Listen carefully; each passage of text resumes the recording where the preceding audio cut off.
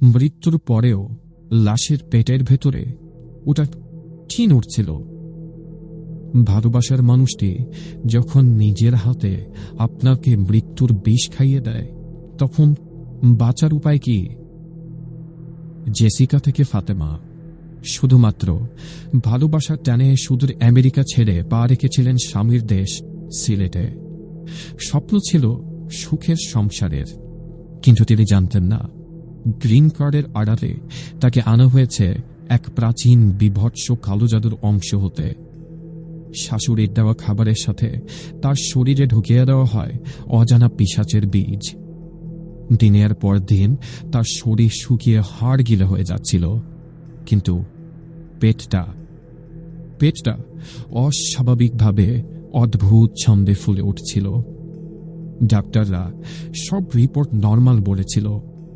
ফাতেমার শরীর থেকে বের হতে শুরু করলো পচা মাংসের গন্ধ। রাতের আধারে 2 হাতে কাঁচা খাবার গোগ্রাসী গিলত সে। ফিস ফিস করে বলতো, ওরা আমাকে ডাকছে। হুজুর তাকে দেখে শিউরে উঠে বলেছিলেন, তুমি কোনো সাধারণ মা হচ্ছ না, তুমি তো এক নরপিশাচের ইনকিউবেটর।